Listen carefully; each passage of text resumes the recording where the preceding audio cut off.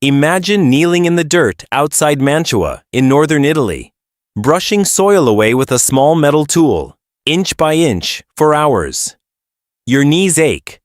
The light is fading, and then, under your fingers, something shifts. Not one skeleton. 2. Face to face. Arms wrapped around each other so tightly that 6,000 years of collapsing Earth couldn't pull them apart. You sit back on your heels and realize you are the first living person to see this since the moment it happened. No weapons beside them, no wounds, no sign anyone forced this position. Someone, 6,000 years ago, chose to bury two people exactly like this, holding on. And the question that hits you, kneeling there in the dirt, is the same one that should hit you right now. This was the Neolithic. A world of famine, disease, and short, brutal lives.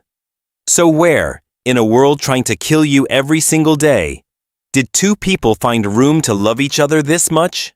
Somewhere, 6,000 years ago, someone stood over these two bodies in the last moments before the grave was closed and made a decision, not to lay them side by side, not to leave space between them, to fold them into each other.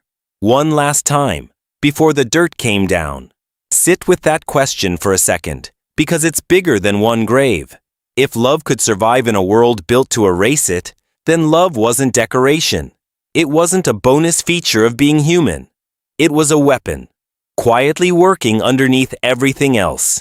Every hour you spent caring for one person instead of hunting for the group was a bet against your own survival. Nature is not sentimental.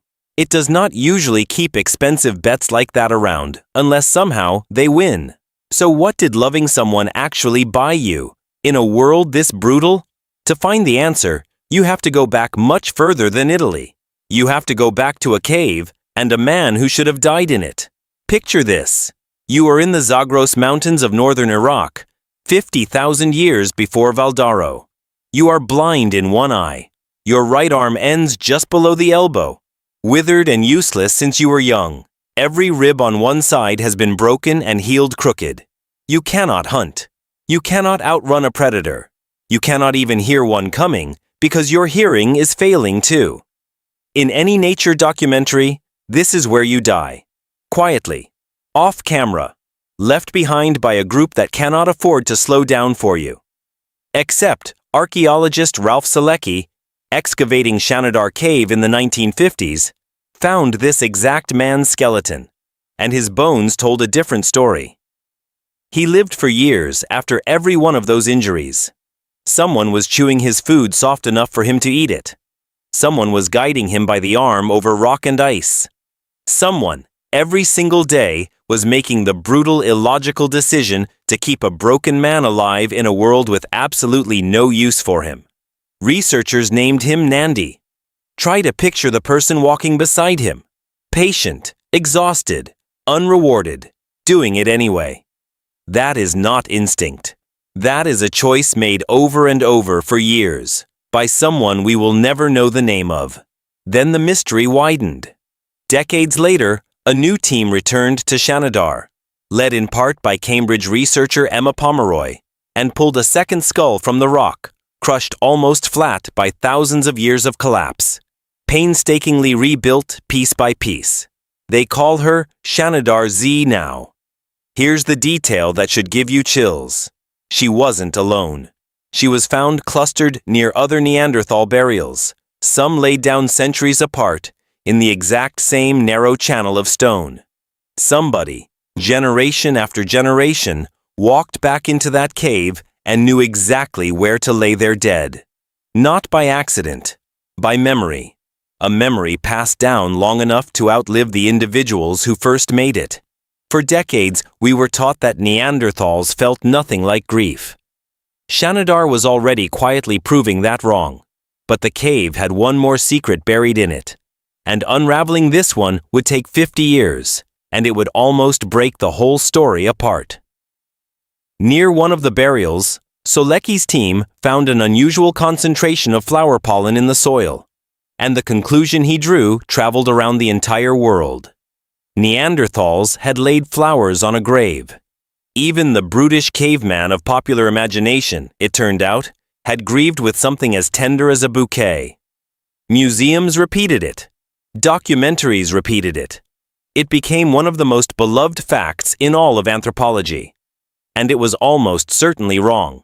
Years later, other researchers went back to that pollen and found a pattern that didn't match a mourning hand at all. It matched the burrowing habits of the Persian jurd, a small rodent that drags seeds and flowers underground to store them for winter. There's a real chance the flowers on the world's most famous grave of love were never placed by anyone grieving. They may have been dragged there by an animal with zero concept of death, love, or loss. Sit with that for a second, because here's the part that should actually move you. The flowers were probably fake. The love wasn't. Nandy's wounds healed because someone tended them, over and over, for years. That part never needed pollen to be true. Sometimes the most viral, most quoted detail in a story turns out to be an accident of nature. And the real story underneath it is strong enough to survive losing it. The pattern doesn't stop at Shanidar. In southern Italy, in a place called Romito Cave, archaeologists found another skeleton that shouldn't have survived to adulthood. This young man had a severe form of dwarfism. His limbs would have made hunting, climbing, even keeping pace with the group close to impossible in a world with no room for anyone who couldn't keep up. Researchers believe he lived into his late teens or early 20s anyway. Buried at last beside an older woman, likely someone from his own family, close enough that whoever dug that grave clearly meant for them to rest together. 10,000 years apart, in two different countries, two different groups of ancient humans made the exact same impossible choice. Carry the person who slows you down instead of leaving them behind. Now travel 11,000 years forward to a place called Sungir, near what is now Vladimir, Russia. Picture a community huddled against an ice age winter, and picture the exact moment two of their children are gone. Not one. Two, close in age, maybe 10 and 13. Now picture what this group does next, because it should not make practical sense. They lay the two children head to head in a single grave. They dress them, or dressed skins meant for them, in thousands of hand-carved ivory beads, each one representing real, meaningful hours of labor a starving community could not spare. They place spears beside them, carved from mammoth tusks, straightened using a technique that would take real skill to master. In a world where every hour not spent hunting was an hour closer to starving, this group chose to spend what may have been months of collective work on two people who would never hunt, never carve, never contribute again. That is not survival logic. That is grief spending itself into ruin because it had no other language to speak in. Now go back to Valdaro, because here the story turns on you. When those two embracing skeletons were announced, the headlines called them history's oldest lovers, and the phrase spread everywhere in a single day. But sit with the uncomfortable truth most archaeologists will tell you privately. We don't actually know who these two people were to each other. Partners, yes, possibly. But also siblings. Also friends bound by something with no modern name at all. The romance you want to see in that grave may say more about you than it does about them. And that uncertainty isn't a letdown. It's the real chill of the story. Ancient people clearly built bonds worth starving for, worth burying entire fortunes of labor for, worth breaking every rule of survival for. But maybe those bonds never fit neatly into our modern boxes of romantic partner, sibling, friend. Maybe, in a world this brutal, love was simpler than any label. It was just a decision to stay, when leaving would have kept you warmer, fuller, safer. That decision is still inside you right now. It's why people still choose to be buried beside the person they loved. It's why a parent keeps a lock of hair long after the child who wore it is gone. It's why, in the worst moment of a stranger's life, your hand moves toward theirs before you've even decided to do it. every time that happens, you are repeating a gesture that is at least 50,000 years old, first performed by someone who fed a blind, one-armed man in a freezing cave, and by a grieving community who buried 2 children in thousands of hours of ivory they could not afford to lose. So go back one final time to that grave outside Mantua. 2 skeletons, arms locked, undisturbed for 60 centuries, in a world that gave people every reason to only think of themselves.